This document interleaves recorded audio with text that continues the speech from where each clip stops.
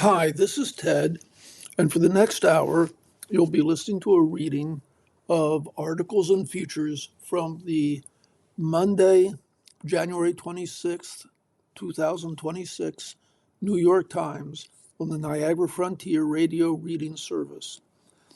Before I start reading, I just want to say if people listen regularly to my readings, that I try to pick articles that don't repeat the news that you would hear ordinarily on radio or TV.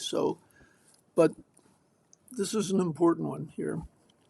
White House wobbles, distancing Trump from initial response to Minnesota killing, by Luke Broadwater and David Sanger.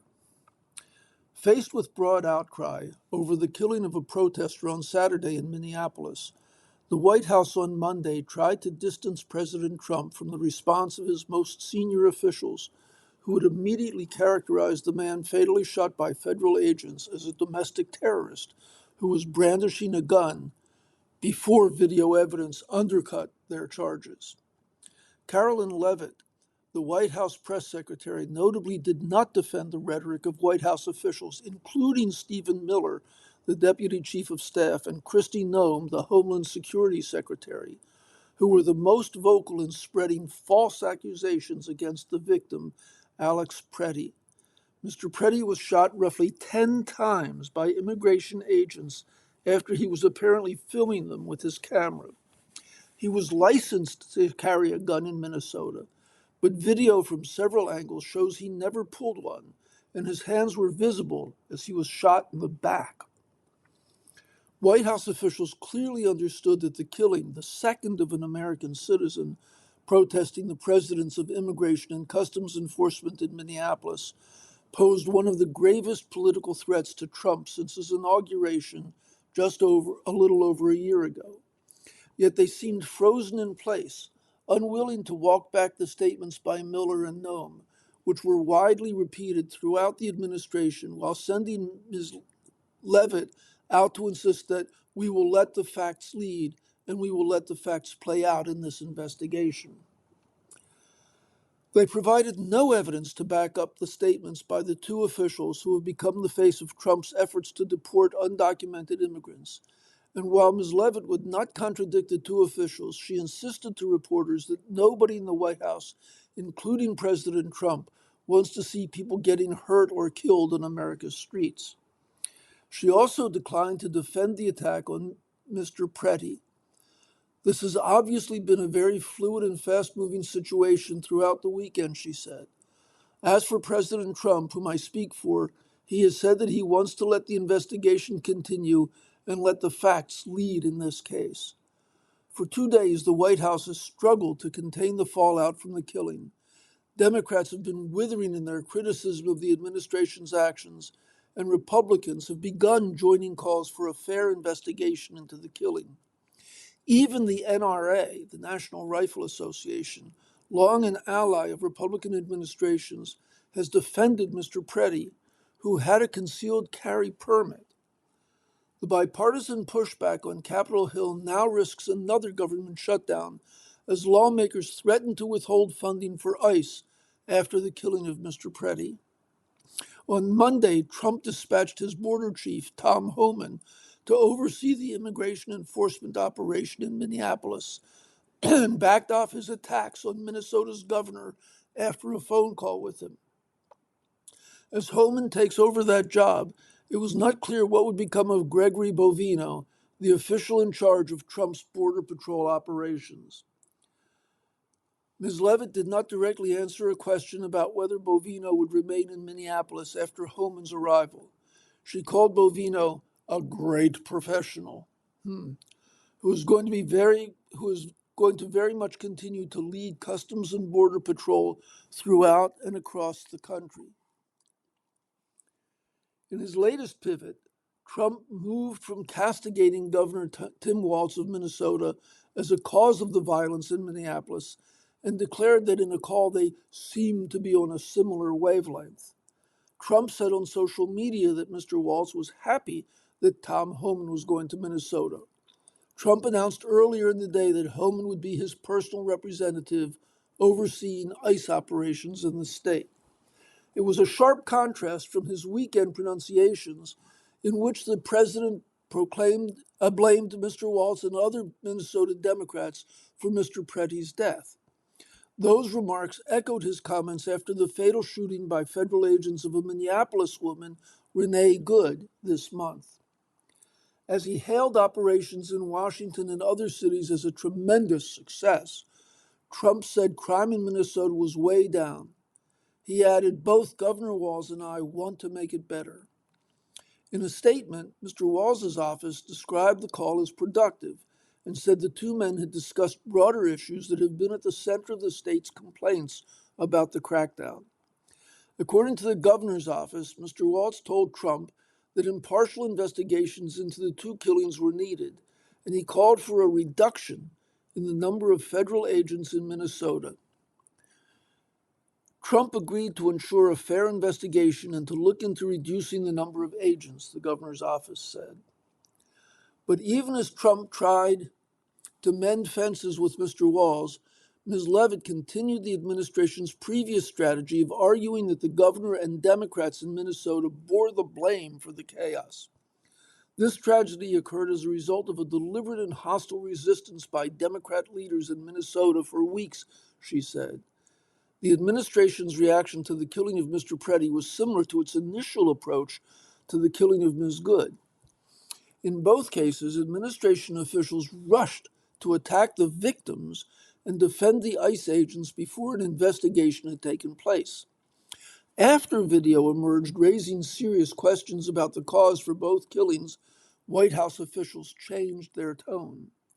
Last week, Trump said the killing of Ms. Good was a tragedy about which he felt terribly, adding that the immigration agents he had deployed were sometimes going to make a mistake. The change in tone was stark for the president, who said he had been told that Ms. Good's father was a strong Trump supporter. No longer did the administration suggest that she was a domestic terrorist. "You know, when the woman was shot, I felt terribly about it," he said, "and I understand both sides of it." He called the shooting a horrible thing. In the hours after Mr. Preddy's killing, Trump referred to him as a gunman in a social media post. But after video emerged showing that Mr. Preddy carried a cell phone and that agents took his legally carried gun from him before shooting him, the White House had a different message. "Nobody here at the White House, including the President of the United States, wants to see Americans hurt or killed and losing their lives in American streets," said Ms. Leavitt on Monday, "and we mourn for the parents." And here's another story that we should know about. Troubling. As U.S. warships get closer, Iran and allies ramp up retaliation threats. By Eric Solomon, Eric Schmidt, and Huadis Saad. As U.S. warplanes and aircraft carriers approach the Persian Gulf, Tehran and its regional allies are warning they will respond aggressively to a potential strike. The fiery rhetoric has been a standard part of Iran and its allies' messaging to Washington. The last time those words were tested, when U.S. warplanes joined Israel in a 12-day war against Iran last June, the result was a relatively minimal retaliation. The recent surge in threats follows Trump's announcement last Thursday that he was sending a large naval force, which he called an armada, into the Persian Gulf. "We'll see what happens," he told reporters as he returned from the World Economic Forum in Davos, Switzerland. Officials in the Middle East are increasingly worried the U.S. will strike Iran in the coming days, an attack that could trigger a cycle of retaliation against U.S. bases across the region by Iran and its proxy groups. As of Monday, the aircraft carrier Abraham Lincoln, accompanied by 3 warships equipped with Tomahawk missiles, entered the Central Command's area of responsibility in the Western Indian Ocean, said a U.S. official who spoke on condition of anonymity. If the White House were to order attacks on Iran, the carrier could, in theory, take military action within a day or two. The U.S. has already sent a dozen F-15E attack planes to the region to strengthen strike aircraft numbers, according to U.S. officials. Trump has repeatedly warned he could strike Iran since a wave of demonstrations erupted in late December and then swelled to nationwide protests. In early January, he said the United States was locked and loaded if innocent protesters were killed. Days later, he encouraged protesters to keep demonstrating, saying help is on the way. Soon after that, Iranian security forces unleashed a brutal crackdown that rights groups say has killed thousands of people. There was no U.S. military action after the killings. Iranian officials have now intensified their frequent warnings against an attack, with several officials now releasing statements daily. On Monday, both Iran's foreign and defense ministries vowed retaliation. Our response will be more decisive and more painful than before if we become the target of a U.S. Zionist attack, said Reza Tlaibnik, the defense ministry spokesman, in reference to the June war that Israel launched against Iran and which was briefly joined by U.S. warplanes. Hours later, the commander of Iran's Navy said the country's armed forces are fully prepared to safeguard the nation's sovereignty, according to the semi-official news agency ISNA. A massive billboard was unfurled in a central square of Tehran on Sunday, depicting a bloodied aircraft carrier in the shape and colors of the American flag. It showed a blue flight deck studded with fighter jets exploding into white stars and water streaming behind in streaks of red and white. A slogan written in both Persian and English read, "If you sow the wind, you will reap the whirlwind." Iran's regional dominance has starkly diminished over the last 2 years. Israel has attacked and weakened the Lebanese force Hezbollah, long seen as Tehran's most potent regional ally, and the Palestinian militant group Hamas in the wake of the Hamas-led October 7, 2023 attack on Israel that sparked the war in Gaza. The perceived threat posed by Iran's regional alliance, which also includes militias in Iraq and the Houthi forces in Yemen, was further undermined by those forces' apparent reluctance to retaliate during the June war, which battered Iran's nuclear and military sites. Trump warned earlier in January that if Iran carried out its threats to execute protesters that it had arrested, he would act. He has since argued that those threats of intervention stopped more than 830 executions, a claim that Iran's prosecutor general described as completely false. It remains unclear whether Iran has executed any protesters, in part because information has been hard to verify amid a widespread digital and communications blackout across the country. Earlier this month, Trump appeared to back away from a strike after receiving a string of urgent warnings from several Middle East leaders that it could spark a regional conflagration. Iranian officials had told their counterparts in the Gulf and Iraq that their countries would not be spared in retaliatory attacks against U.S. military sites they host, according to regional officials. But since the movement of U.S. warships and fighter jets, Iran's proxies have begun to openly threaten to join their patron for retaliation. In Lebanon, Naim Qassem, the leader of Hezbollah, broadcast a televised speech to hundreds of supporters at a gathering in the southern suburb of Beirut, where the group holds sway. Many of them waved posters of the Iranian flag or of Iran's supreme leader, Ayatollah Ali Khamenei, a top religious leader to Shiite Muslims across the Middle East. When Trump threatens Imam Khamenei, he is threatening tens of millions who follow this leader, Mr. Qassem told the crowd. It is our duty to confront this threat with all necessary measures and preparedness.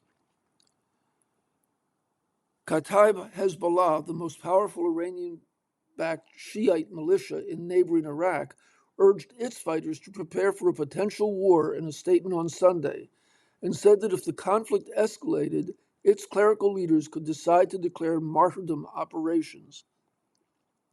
A war against Iran, the group said, will not be easy.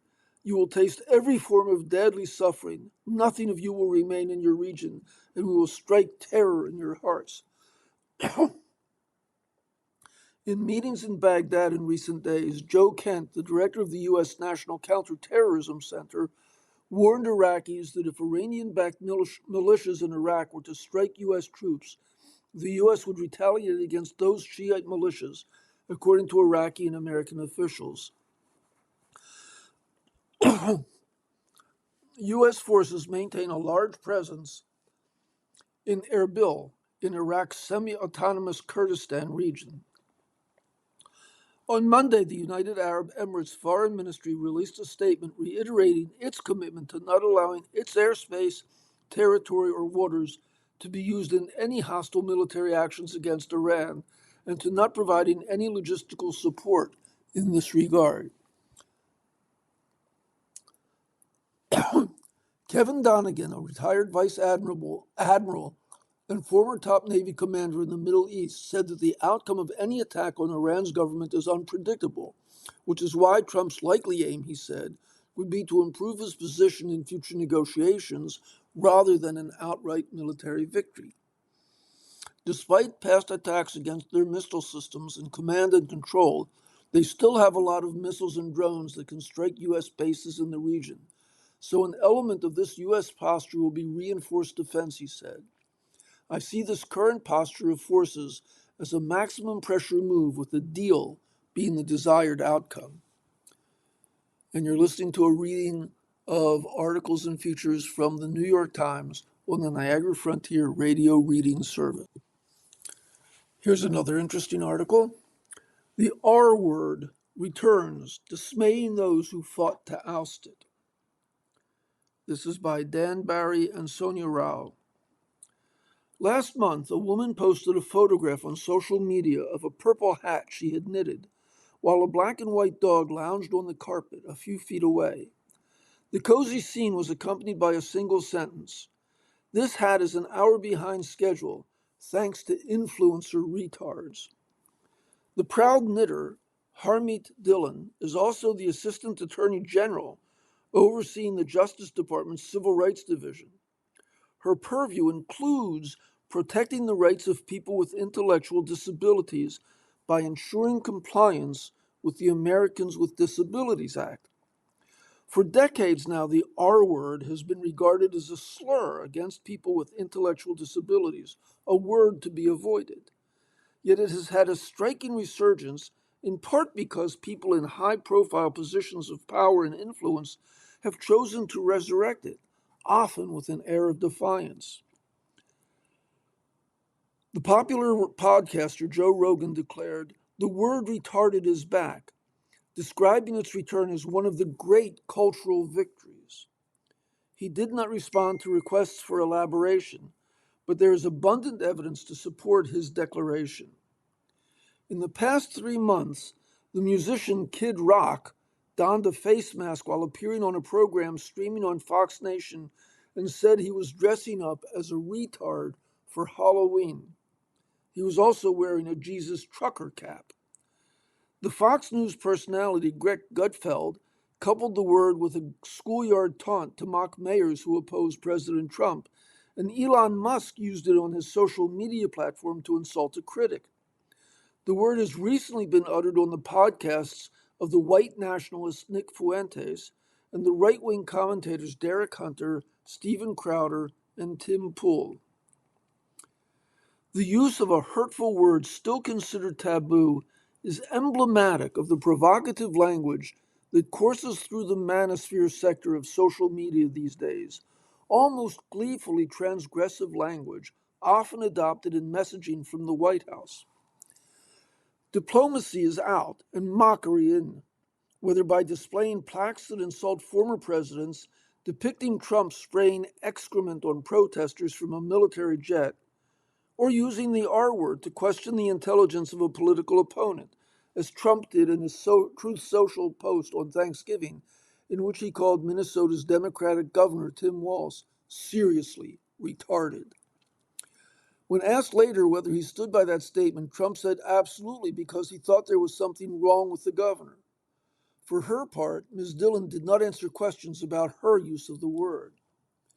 The word's proliferation has alarmed many advocates and people with disabilities who thought it had long since been removed from circulation. Said Katie Nays, the chief executive of the ARC of the United States, a disability rights organization, the drumbeat and use of this word has been like nothing I've seen in a very long time. She called its use by the Justice Department's civil rights chief simply mind-blowing. The word's return raises an obvious question. Why? Why decide to resurrect a term well known to offend a community that has been historically marginalized, so much so that its usage prompted public awareness campaigns and wholesale changes to nomenclature? I think there's a perception of power, of I am powerful, therefore I can use this language. I am powerful and therefore I can diminish others, Ms. Nays said. She added, it's language used by bullies to bully. To Amy Hewitt, the director of the Institute on Community Integration at the University of Minnesota, the word's return reflects a divisiveness defining the United States of 2026, in which a sizable part of the population believes that many people are a drain on our society, on our progress, on what makes us great. She pointed in particular to the Trump administration's dismantling of diversity, equity, and inclusion efforts. It's not just about race and ethnicity, it's also about disability, she said. This is why the R word is completely acceptable to them. It's us versus them. Use of the word has skyrocketed on X, Musk's social media platform. In 2020, it appeared on the platform, then known as Twitter, just over 2,000 times a day, according to a recent study by two Montclair State University researchers. That number is now over 46,000 times a day, a more than 2,000% increase. The researchers, Bon Benton, a communications professor, and Daniela Peterka-Benton, a justice studies professor, said the word's use rose after Mr. Musk bought the platform in late 2022 and then spiked when he included it in an X post in January of 2025. But this Musk-induced growth was a blip when compared with what followed in the week after Trump's disparagement of Mr. Walz in late November. Use of the word increased by more than 200%, with more than 1 million posts on X employing the word. Most of them, the study's authors noted, conveyed enthusiastic endorsement of the term's apparent restoration. Musk influences a lot of people, especially in the manosphere, so he had a hunch that the platform was going to have more use of the term, Dr. Benton said. Then when Trump used it, it was like a nuclear bomb. Defenders of the word's use say that it's intended in part to clap back at political correctness, wokeness, and perceived infringements of the right to free speech. There are so many words in the English language that have been driven out of use because we've been told they're politically incorrect, Mark Meckler, a right-wing activist and self-described free speech warrior, said in his podcast last month. Well, that's just cultural Marxism. So this has now come back into common use, and I'm actually glad it has, because it just shows we've been recapturing language from the woke left, he said, adding that he didn't mean to insult mentally handicapped people. Those who defend the word's use often contend it is meant as a synonym for stupid or slow, and not as a reference to people with intellectual disabilities. It's not really like anybody wants to make fun of people who are slow when it comes to brain development, the conservative commentator Megyn Kelly said on her podcast last month. It's that they're sick and tired of being told what they can and cannot say. No one's trying to actually say something negative, Ms. Kelly added. They're trying to say something about the person they're targeting, that they're kind of slow. But many people with intellectual disabilities and their advocates consider this distinction to be disingenuous, if not a complete cop-out. The word, they say, continues to wound. Helena Donata Sapp, 16, of Long Beach, California, is a junior in high school with several learning disabilities. Last semester, while walking through campus at lunchtime, she heard a classmate call a friend the R word and was taken aback by a word she associated with shame. It makes me feel bad and confused that people still use it, she said. The terminology for people with intellectual disabilities has evolved over generations, with words like idiot, imbecile, feeble-minded, and moron having their moment before being phased out for reasons of imprecision or hurtfulness or both. What united them, though, was an implied sense of otherness that, among other effects, gave oxygen to the pseudoscience of eugenics in the early 20th century. By the 1950s, mental retardation had become the socially acceptable medical term of choice, but it too devolved into a pejorative. The phrase became part of what linguistic experts refer to as a euphemism treadmill, in which a word that begins as acceptable develops into a slur through negative use, leading to eventual replacement. As people with intellectual disabilities began more and more to speak up for themselves, they made their dislike of the R word clear. The consensus was that it's mean, hurtful, harassing, Dr. Hewitt said. It's personally offensive. Rejection of the term gradually took hold. In 1992, for example, the Association for Retarded Citizens of the United States changed its name to what it is called today, the ARC of the United States. Ms. Nays, its chief executive, said that advocates, including those with intellectual disabilities, argued that words matter. The words had to be fully inclusive and not in any way include language that separates or denigrates people, she said. At the 2009 Special Olympics in Idaho, youth advocates, galvanized in part by repeated use of the word in the film Tropic Thunder, sparked a global movement called Spread the Word to End the Word. Disability advocates called out anyone who used the word, including President Barack Obama's chief of staff, Rahm Emanuel, who subsequently apologized, like a human being, and agreed to sign a pledge to end the use of the word. Perhaps the most significant rejection of the term came in 2010, when Mr. Obama signed Rosa's Law, named after a young girl with Down syndrome, replacing mental retardation with intellectual disability in federal legislation and policies. Among those present for the signing ceremony was Jill Egley, a disability advocate who a year earlier had been a driving force in having the word eliminated at the state level in Virginia. The cause was personal. As a child growing up in Virginia, she had been declared mildly mentally retarded. I had a hard time because I was made fun of, laughed at, she said. I didn't have a boyfriend, always ridiculed and always was just the odd one out. No boy ever asked me to the prom and stuff. They all called me retarded, and I tried to be nice, but it wasn't the way it should be, she said, and it was hurtful. Over the next decade, the sustained efforts to remove the word from the vocabulary seemed to succeed, with students and teachers reporting a marked decline in its use. By 2019, the Special Olympics considered the matter settled and began shifting the focus of its public awareness campaign to a larger message of inclusivity. I really felt like we had made so much progress, said Andrea Kahn, Vice President of Unified Champion Schools, the Special Olympics umbrella program that oversaw the campaign. The use of the word really seemed to have diminished. Then it came back. Special Olympics saw a spike in alerts from athletes and people with intellectual disabilities about an increased use of the word. Ms. Kahn said the thrust of many messages was, can you do something? Can you make them stop?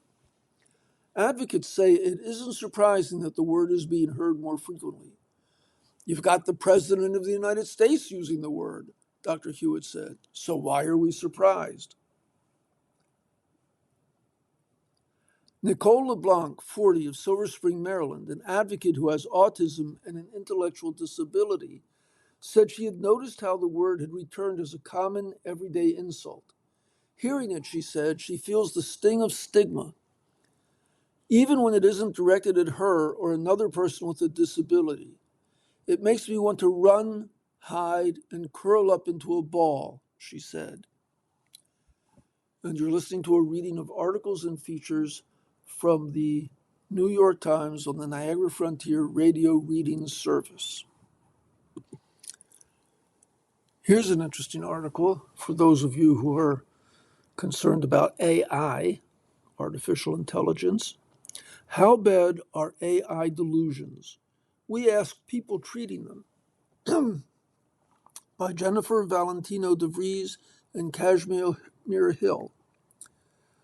Julia Sheffield, a psychologist who specializes in treating people with delusions, is difficult to rattle, but she was unnerved last summer when patients began telling her about their conversations with AI chatbots.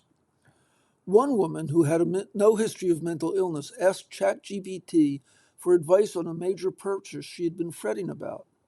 After days of the bot validating her worries, she became convinced that businesses were colluding to have her investigated by the government.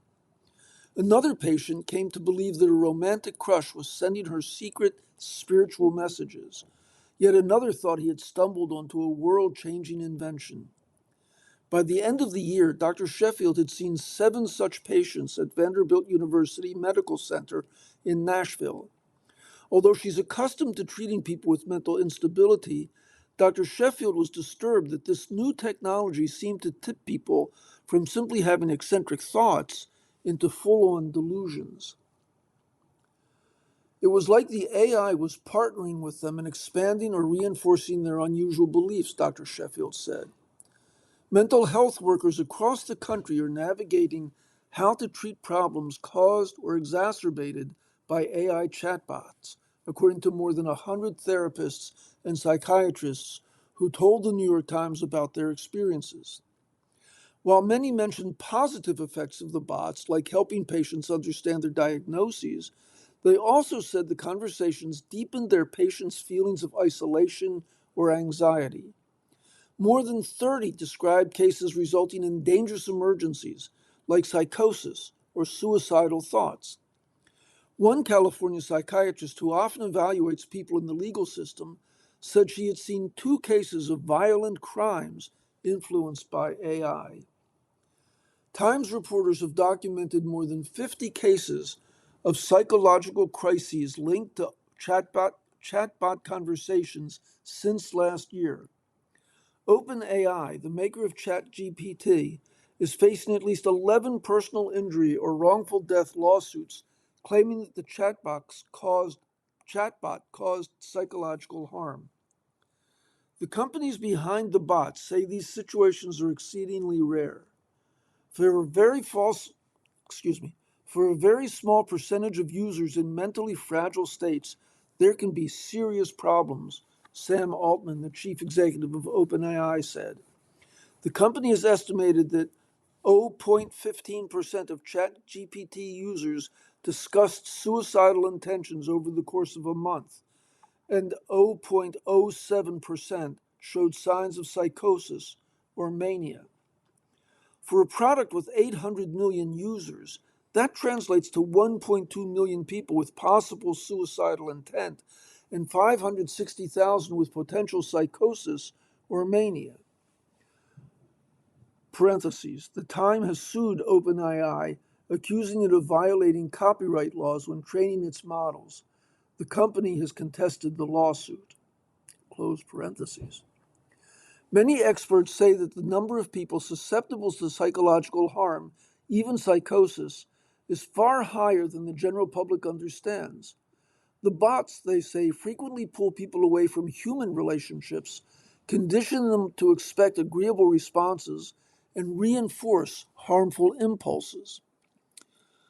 AI could really, on a mass scale, change how many people are impacted, said Haley Wang, a graduate student at UCLA who assesses people showing symptoms of psychosis. Psychosis, which causes a break from reality, is most associated with schizophrenia, but as many as 3% of people will develop a diagnosable psychotic disorder in their lifetime, and far more are prone to delusional thinking. Dr. Joseph Pierre, a psychiatrist at the University of California, San Francisco, said he had seen about 5 patients with delusional experiences involving AI. While most had a diagnosis related to psychosis, he said, Sometimes these are very highly functioning people. For him, the idea that all chatbot-fueled delusions were going to happen anyway just doesn't hold water.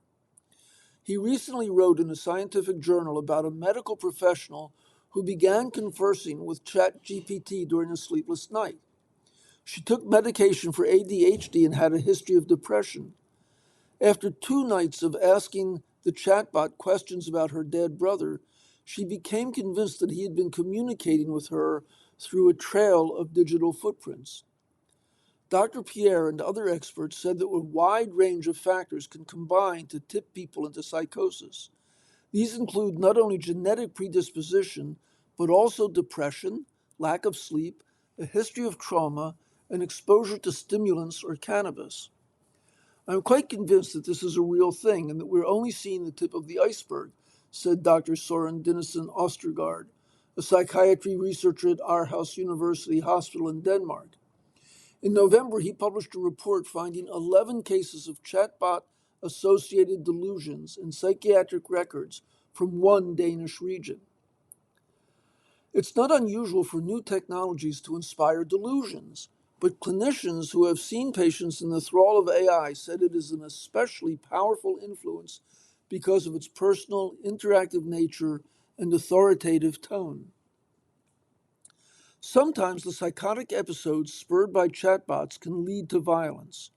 Dr. Jessica Ferranti, a psychiatrist at UC Davis Health, who often evaluates people in the legal system, said 2 of about 30 people she assessed last year in violent felony cases had delusional thoughts that were intensified by AI before the crimes occurred. Both people developed messianic delusions about their own spiritual power, Dr. Ferranti said. In one case, the bot mirrored and expanded on the psychotic thinking as the person came up with a plan to carry out a murder. While delusional episodes have driven the public discourse about AI and mental health, the bots have other insidious effects that are far more widespread, doctors said. Several mental health workers who treat anxiety, depression, or obsessive-compulsive disorders described AI either validating their clients' worries or providing so much reassurance that patients felt reliant on chatbots to calm down, both less healthy than facing the source of the anxiety. Dr. Adam Algalith of Mount Sinai Hospital in New York recalled a young man with depression who repeatedly shared negative thoughts with a chatbot. At first, the bot told him how to seek help, but he just kept asking, kept pushing, Dr. Algalith said. Safety guardrails that stop chatbots from encouraging suicide can break down when people engage the bots in extended conversations over days or weeks. Eventually, Dr. Algalith said, the bot told the patient his thoughts of suicide were reasonable. Fortunately, he had a support system and entered treatment. Other doctors described chatbots flattering the grandiose tendencies of patients with personality disorders or advising patients with autism to put themselves in dangerous social situations. Others said they saw patients' interactions with chatbots as an addiction. Quentin Visser, a therapist in Ozark, Missouri, saw a 56-year-old last April who had experienced a panic attack. At first, Mr. Visser said he thought the patient had severe anxiety, but after several therapy sessions, it became clear that the man was fixated on ChatGPT. He quit his job as a graphic designer after using ChatGPT 100 hours a week and having delusional thoughts about solving the energy crisis. This was this guy's meth, Mr. Visser said. He approached treatment as he would for any other addiction. They talked about what drove the man to use AI: lingering isolation from the pandemic and emotional distress he avoided by using chatbots. The man told the Times he now uses AI less and makes art and works as a rideshare driver. Many doctors said that AI's effects weren't entirely negative. Some patients used the bots to practice techniques learned in therapy, for example, or as a non-judgmental sounding board. Dr. Bob Lee, a psychiatry resident at a hospital in East Meadow, New York, even credited AI with saving a patient's life. The patient arrived at the emergency room last fall in a delusional panic about supernatural forces. He told doctors that a chatbot had identified his thoughts as symptoms of a crisis and advised him to go to the hospital. As with all new technologies, it can be used as a powerful force in both positive and negative ways. Shannon Pagden, a graduate student at the University of Pittsburgh who began having episodes of psychosis as a teenager and is now active in peer support networks, said AI can be used to check whether her impressions line up with reality. Like uploading a photo and saying, "Hey, do you see something in this photo?" she explained. But she said she has also seen AI reinforce psychotic experiences in others. OpenAI has consulted with mental health experts to improve how ChatGPT responds to people who appear to be in a psychological crisis. The company has also formed a council with 8 outside experts in psychology and human-computer interaction to advise its policy team. How do we not keep people in this infinite loop of conversation with the machine? Said Manmund Chuduri, a Georgia Tech professor and council member. Although ChatGPT is by far the most used consumer chatbot, those made by Google, Anthropic, and others also have millions of users. None have been able to avoid delusions and other harmful psychological effects, Dr. Chuduri said. I don't think any of these companies have figured out what to do. A spokesman for Google said its Gemini chatbot advises users to find professional medical guidance for health-related queries. Anthropic, which makes Claude, published a blog post last month about a new feature that detects discussion of suicide or self-harm and routes users to helplines. Experts advised therapists to ask patients about chatbot use because its influence may not be obvious. For people trying to get their loved ones out of a delusional spiral, they advised reducing their time with the bot and making sure they get enough sleep. Insisting that the AI is wrong can be counterproductive if it makes the person more isolated or angry. Sasha Dubrul, a mental health coach in Los Angeles, has seen firsthand both the good and bad of chatbot use. Last summer, Mr. Dubrul, whose work draws on his own experience with bipolar disorder, turned to ChatGPT when writing a book about psychotic episodes. After much back and forth, he became convinced AI would allow us to live on some other level of reality. With help from friends, he realized what was happening and pulled back from the bot. But he still believes mental health patients could benefit from a machine that listens infinitely, as long as it's connected to real human support. I think there's a lot of potential there, he said. Travel math. When flying costs as much as the train, who wins? By Mark Walker. Leah Goodridge was sitting at home in New York late last year, laptop open, planning a train trip to Washington at a reasonable hour as she had many times before. She clicked, waited, and leaned in. The Amtrak fare appeared on her screen, $572 round trip. She checked again, thinking she had missed something. Then she checked flights. Flying somehow would cost less. I have to step in here. I travel from New York to Washington frequently on Amtrak, and I've never seen that rate. Ms. Goodrich does not drive. She relies on trains. She believes them to be superior for cities and the climate. But lately, she's noticed that belief being tested.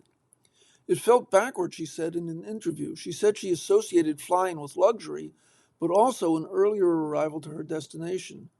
I thought, why would I pay Amtrak $200 more to get there 3 hours later? Across the country, riders like Ms. Goodrich, who is also a member of the New York City Planning Commission, are feeling squeezed when booking an Amtrak ticket without a long lead time. In response to the post-pandemic return to travel, Amtrak over the last few years has expanded its use of dynamic pricing, a system that rewards early planners and charges a premium for flexibility and last-minute travel. And I have to interrupt to say that you're listening to a reading of articles and features from the New York Times on the New York Frontier Radio Reading Service. If people stop taking the train, Ms. Goodrich said, they don't just disappear. Buy early, though. Let's say at least 2 to 3 weeks in advance, and ticket prices are often more forgiving. You may find an 8 a.m. $35 fare to Wilmington, Delaware from Washington, a route once routine for a certain former senator who became president, or $112 for the Acela, Amtrak's premium service in the Northeast Corridor, for a comfortable glide to Boston from New York. But the enticing fares might not last long. The rail service adjusted its approach as ridership began to pick up as pandemic-era restrictions loosened. As business travelers stayed home, leisure travelers appeared in their place. Curious and price-sensitive, to draw them in, Amtrak began offering more flexible fares that rose and fell depending on demand, timing, and sometimes a mysterious algorithm. Elliot Hamlisch, one of Amtrak's executive vice presidents and its chief commercial officer, said in a statement that the array of prices and fare types had attracted travelers, fueling both ridership and growth. Other companies, including Wendy's and Instacart, have experimented with forms of dynamic pricing, only to walk those efforts back after public backlash. Critics of Amtrak's approach said a taxpayer-supported service should not behave like a moody algorithm. Amtrak counters that leisure travelers love a bargain. Amtrak, which has sustained significant financial losses in the past, has never been profitable since it started operating in 1971 to serve as the nation's passenger rail operator. But it reported about 35 million customer trips during the 2025 fiscal year, setting records for both ridership and revenue for the second straight year. These results show what's possible when we lead with purpose, said Roger Harris, Amtrak's president. Amtrak's push into dynamic pricing coincided with a $22 billion infusion for modernizing its tracks from the 2021 infrastructure law that was championed by former President Joseph Biden, who earned the nickname Amtrak Joe in his Senate days. For years, Amtrak has dealt with deteriorating rail lines, an outdated fleet of trains, and a backlog of transit maintenance that would cost tens of billions of dollars. Robert Passwell, a civil engineering professor at the City College of New York and a frequent Amtrak rider, takes the train to Washington most often. But before he retired, he made frequent trips to Albany. He said he viewed the pricing as a reflection of economic reality.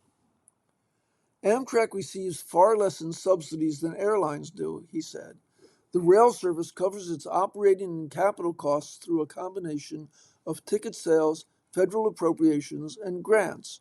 It also receives payments from state partners and agencies and other revenue sources.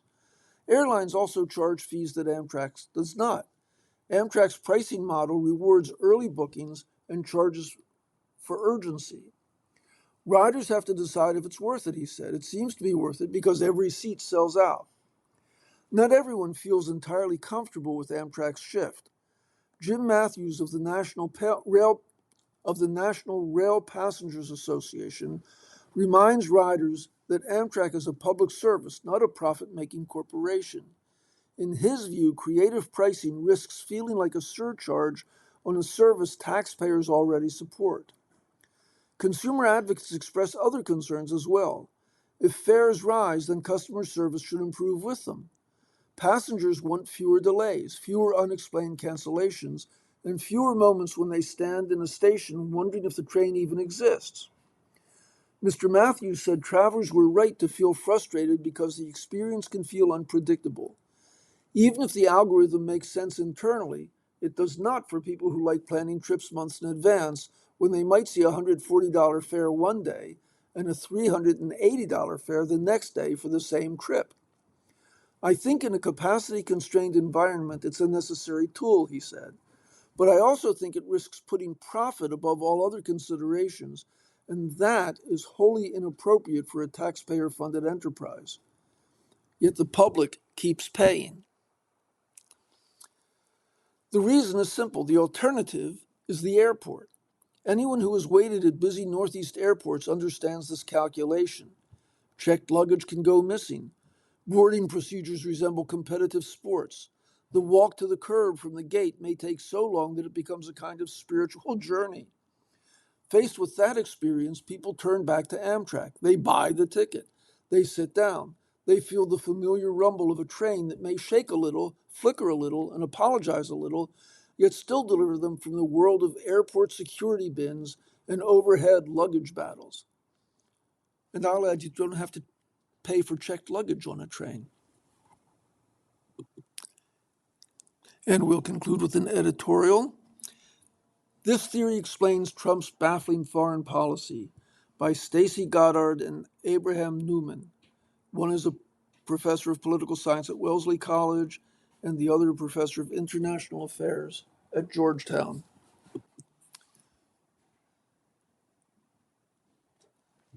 Negotiations around President Trump's demand for U.S. ownership of Greenland have left officials from Denmark, Greenland, and many other countries feeling confused and overwhelmed. President Emmanuel Macron of France texted President Trump to say, "I do not understand what you're doing in Greenland." Indeed, for many people in the United States and abroad, Trump's foreign policy seems incoherent, even irrational. But that's because people are looking at it through the wrong historical lens. Trump's approach is not just chaos, or as many people have commented, an updated version of 19th century great power competition. He is pursuing something more out of the 16th century, what we call neo-royalist international politics. Foreign policy has become a tool to channel money and status to Trump and his closest associates. National interests are eclipsed by those of elites. Rather than compete with rivals, Trump is willing to collude with them in order to advance his court's parochial interests. And if other countries do not act quickly to check Trump's impulses, they are likely to enable a global order based on extraction and dominance. For decades, the United States has championed a rules-based international order. Trump has wasted little time taking a wrecking ball to it and was typically blunt in declaring, "I don't need international law." To interpret Trump's approach, the administration and pundits have been quick to turn back the clock to 19th century models of international affairs. The purported Monroe Doctrine, aping the Monroe Doctrine of 1823, aims to secure a sphere of influence in the Western Hemisphere to counter the influence of Russia and China. We're back to a world, the President's Deputy Chief of Staff, Stephen Miller, said, that is governed by strength, that is governed by force, that is governed by power. But what we are seeing is not great power competition in any traditional sense. Instead of securing the region from narco-trafficking, Trump went after one autocrat in Venezuela and pardoned a former Honduran president who said he wanted to stuff the drugs up the gringos' noses. Trump claims that taking over Greenland is psychologically needed, even though the U.S. already has a military presence on the island and an open invitation to expand its bases. And he has struck deals with great power rivals that undermine U.S. influence, reportedly promising Vladimir Putin territorial gains in Ukraine and approving NVIDIA's bid to sell its high-end semiconductor chips to China.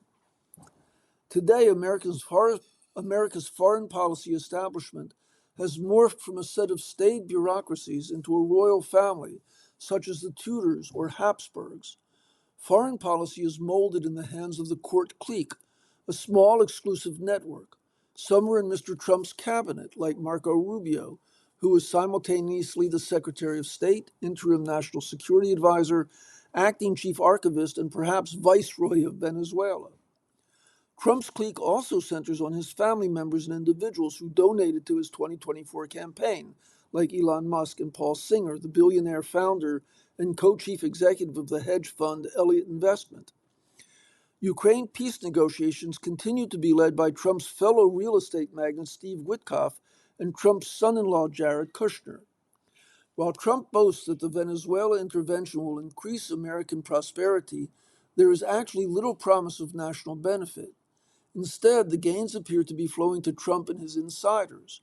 Amber Energy, an affiliate of Mr. Singer's hedge fund company, won an auction for Citgo, the U.S. subsidiary of the Venezuelan state-owned oil company, a few months ago, and is now strategically positioned to play a key role in refining and distributing that oil.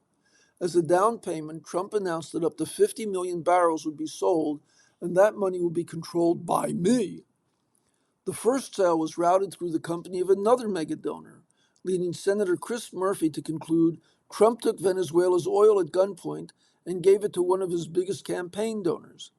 50 million barrels is a mere 2.5 days worth of domestic consumption, but it would be well more than that what Mr. Trump spent on his 2024 election campaign, a pot of patronage rather than a national investment.